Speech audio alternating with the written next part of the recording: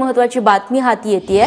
भारताचा most wanted don Dawood Ibrahim याची प्रकृती अत्यंत नाजूक आणि गंभीर असल्याची माहिती मिळतेय। त्याला कराचीतील खासगी रुग्णालयात व्हेंटिलेटरवरती ठेवण्यात आल्याची माहिती सूत्रांकडून हाती येतेय। पाकिस्तानी माध्यमांनुसार दाऊदला हृदयविकाराचा झटका आलेला आहे आणि त्याबरोबरच दाऊदला 20 दिवसांपूर्वी अर्धांगवायूचा झटका आलेला होता आणि त्याच्या शरीराचा उजवा भाग हा बधीर झाल्याचं देखील कळतंय। राज्यात यंदा सर्वसाधारण पाऊस पडण्याची भविष्यवाणी बुलढाण्याच्या प्रसिद्ध भेंडवडमध्ये वर्तवण्यात आली आहे। जूनमध्ये कमी तर ऑगस्टमध्ये सर्वाधिक पावसाचं भाकीत वर्तवण्यात आलंय। तसंच पिकांची स्थिती, शेतमालाचा दर, देशातील राजकीय आणि आर्थिक स्थितीबाबत देखील भेंडवडमध्ये भविष्यवाणी आज करण्यात येते। गेल्या 350 वर्षांपासून या घटमांडणीच्या आधारावरती वर्षभराचं राजकीय, सामाजिक, आर्थिक आणि हवामानाचं भविष्य वर्तवलं जातंय। यासाठी दरवर्षी अक्षय तृतीयेला घट मांडले जातात आणि दुसऱ्या दिवशी भविष्य वर्तवण्याची पद्धत आहे। सूर्यभान महाराजांनी ही प्रथा सुरू केलेली होती। आता त्यांचे वंशज भविष्य वर्तवण्याचं काम करतात। वर्धा जिल्ह्यातील प्रसिद्ध फरीद बाबा दरगाह टेकडीवरती अचानक आग लागली। ही आग काल रात्री 11 वाजण्याच्या सुमारास लागली आहे। या दर्ग्याला काही महिन्यांपूर्वीच पर्यटन स्थळाचा दर्जा प्राप्त झालेला होता, त्यामुळे परिसरात पर्यटकांची गर्दी असते। अद्याप आगीचं कारण स्पष्ट झालेलं नाहीये। दरम्यान गावकऱ्यांनी आग विझवण्याचा प्रयत्न सुरू केले। नाफेडच्या केंद्रांवरती पडून असलेली 10 लाख क्विंटल तूरच खरेदी करण्याची घोषणा सरकारने केली आहे। त्याशिवाय आतापर्यंत सर्वाधिक तूर विक्री केलेल्या 1000 लोकांची चौकशी करण्याचे आदेश देखील देण्यात आले। मात्र शेतकऱ्यांची चौकशी करण्याच्या आदेशावरती टीका झाल्यानंतर शेतकऱ्यांऐवजी तूर विक्री केलेल्या व्यक्तींची चौकशी करण्याचे आदेश दिले गेलेत। या चौकशीत जर तूर पेरा आणि उत्पादन यात तफावत आढळून आली तर अशा व्यक्तींवरती फौजदारी कारवाई करण्यात येणार आहे। दरम्यान ज्यांच्या घरात तूर पडून आहे त्यांची अडचण मात्र अजूनही कायम असल्याचे चित्र आहे। आज अनेकांच्या मनामध्ये शंकाचा निर्माण आहे की ही तूर शेतकऱ्याची नसून व्यापाऱ्याची तूर मोठ्या प्रमाणात आहे आणि व्यापारी ह्याचा गैरफायदा घेत आहे। आणि म्हणून राज्याच्या मुख्यमंत्र्यांनी सांगितलं शेतकऱ्याचा दाना जर खरेदी केंद्राला असेल तर एक ना एक दाना खरेदी करणार, परंतु शेतकऱ्यांच्या नावाखाली जर व्यापारी जर त्याचा दुरुपयोग करत असेल तर त्याच्यावर कठोर कारवाई करायचा आदेश दिलेला आहे। अकोल्यात कालपासून तूर खरेदीला सुरुवात झाली आहे। जिल्ह्यातील 5ही तूर खरेदी केंद्रांवरती 22 एप्रिलपर्यंत विक्रीसाठी आलेल्या तुरीचे पंचनामे सुरू झाले आणि पंचनाम्यानंतर इथं तूर खरेदी केली जाते। सध्या जिल्ह्यात 5ही केंद्रांवरती जवळपास 1 लाख क्विंटल तूर ही खरेदीविना पडून आहे।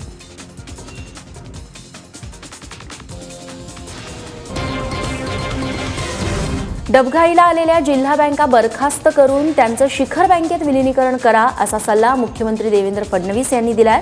खरीप हंगाम आढावा बैठकीत मुख्यमंत्र्यांनी पीक कर्ज वाटपासंदर्भात अधिकाऱ्यांशी सविस्तर चर्चा केली। राज्यातल्या 31 जिल्हा बँकांपैकी 11 बँका तोट्यात असून 9 बँकांची स्थिती नाजूक आहे। त्यात सोलापूर, बीड, उस्मानाबाद, जालना, परभणी, बुलढाणा, वर्धा आणि नागपूर जिल्हा बँकांचा समावेश आहे। दरम्यान 30 लाख शेतकऱ्यांना तात्काळ कर्ज उपलब्ध करून देण्याचे आदेश देखील मुख्यमंत्र्यांनी या बैठकीत दिले। जमीन हडपल्याचा आरोप करणाऱ्या आत्माराम भोवडांविरोधात शिवसेनेचे रामदास कदम 10 कोटींचा अब्रू नुकसानीचा खटला भरणार आहेत। मुंबईत पत्रकार परिषद घेऊन कदमांनी ही माहिती दिली आहे। रामदास कदमांचं रत्नागिरीतल्या खेड तालुक्यात दंत महाविद्यालय आणि वसतिगृह आहे। मात्र महाविद्यालय आणि वसतिगृह बांधण्यासाठी रामदास कदम आणि त्यांच्या मुलानं जमीन हडप केल्याचा आरोप आत्माराम भोवड नावाच्या व्यक्तीनं केलाय।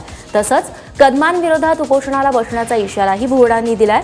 मात्र भुवड यांनी लावलेले आरोप कदमांनी फेटाळून लावलेत।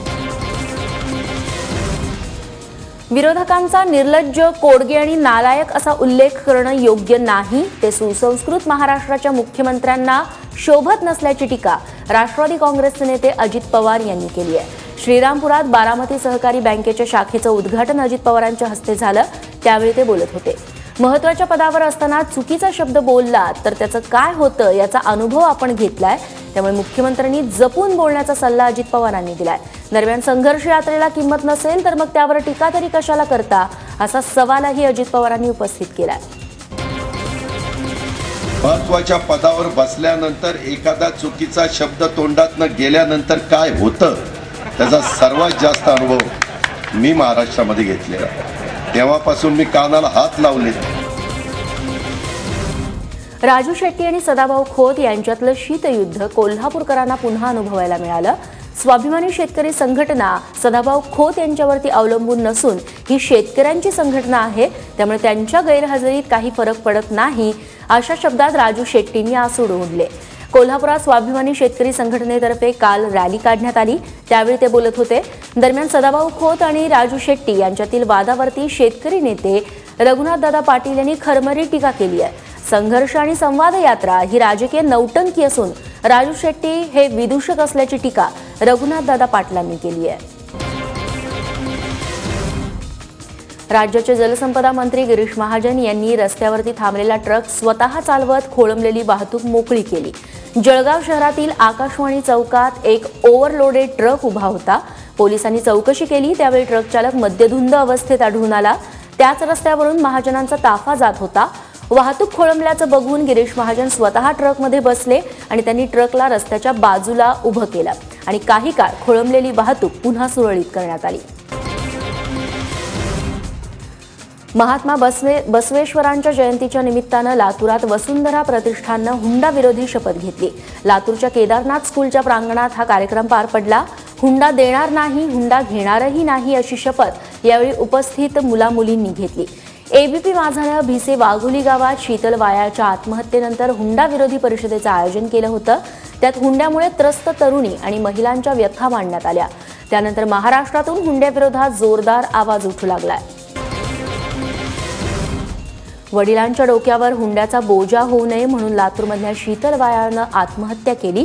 या घटनेनं संपूर्ण महाराष्ट्र हळहळलेला असताना सोलापुरात आणखी एका विवाहितेनं हुंड्याच्या जाचाला कंटाळून आत्महत्या केल्याची घटना समोर आली आहे. शहनाज मुलाणी असं आत्महत्या करणाऱ्या महिलेचं नाव असून ती मूळची उस्मानाबादच्या भूम गावची रहिवासी आहे. 2015 तिचं सोलापुरातल्या बार्शी तालुक्यातल्या शकील मुलाणीशी लग्न झालं होतं.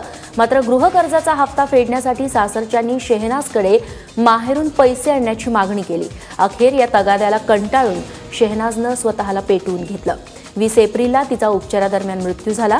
या प्रकरणी पोलिसांनी आज गुन्हा दाखल केला असून शेहनाजचा पती शकीलला अटक करण्यात आली आहे.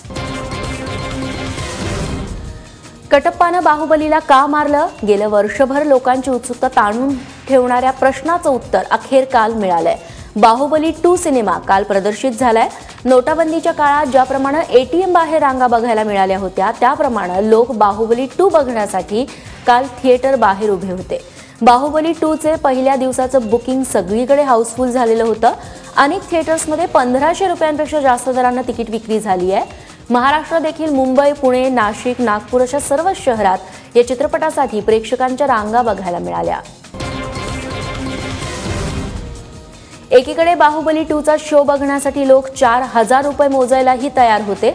मात्र आम्ही आता तुम्हाला अशा टॉकीजमध्ये घेऊन जाणार आहोत जिथं बाहुबली 2चं तिकीट फक्त 50 रुपये इतकं आहे. 50 रुपयात बाहुबली बघण्यासाठी तुम्हाला उस्मानाबादच्या तेरमधल्या जत्रेत जावं लागेल, कारण तिथल्या टुरिंग टॉकीजमध्ये बाहुबली 2चा शो दाखवण्यात येतोय, तो पण फक्त 50 रुपयात. भारतातल्या पारंपरिक पद्धतीच्या मातीतल्या कुस्तीत हिंद केसरी हा सर्वात प्रतिष्ठेचा किताब मानला जातो. श्रीमंत दगडूशेठ हलवाई गणपती ट्रस्टच्या शतकोत्तर रौप्य महोत्सवाच्या निमित्तानं हिंद केसरी कुस्तीचं यंदा पुण्यात आयोजन करण्यात आलंय.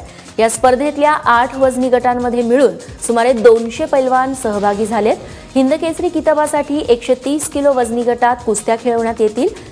महाराष्ट्राच्या 2 संघांमधून माऊली जमदाडे, किरण भगत, सागर बिराजदार आणि अभिजित कटके हे चौघं हिंद केसरी किताबासाठी खेळतात. प्रसिद्ध अस्थिव्यंग शल्यविशारद डॉक्टर अनंत जोशी यांच्या स्पोर्ट्समेड ॲक्टिव्ह या क्लिनिकचं शुक्रवारी सचिन तेंडुलकरच्या हस्ते उद्घाटन करण्यात आलं. डॉक्टर अनंत जोशी यांच्या क्रीडा वैद्यक शास्त्रातल्या तज्ज्ञ डॉक्टर आणि फिजिओनची फौज या क्लिनिकमध्ये असणार आहे. खेळाडूंना दुखापती आणि शस्त्रक्रियेतून सहजपणे सावरता यावं म्हणून या क्लिनिकमध्येच रिहॅब सेंटरची सोयही करण्यात आली आहे.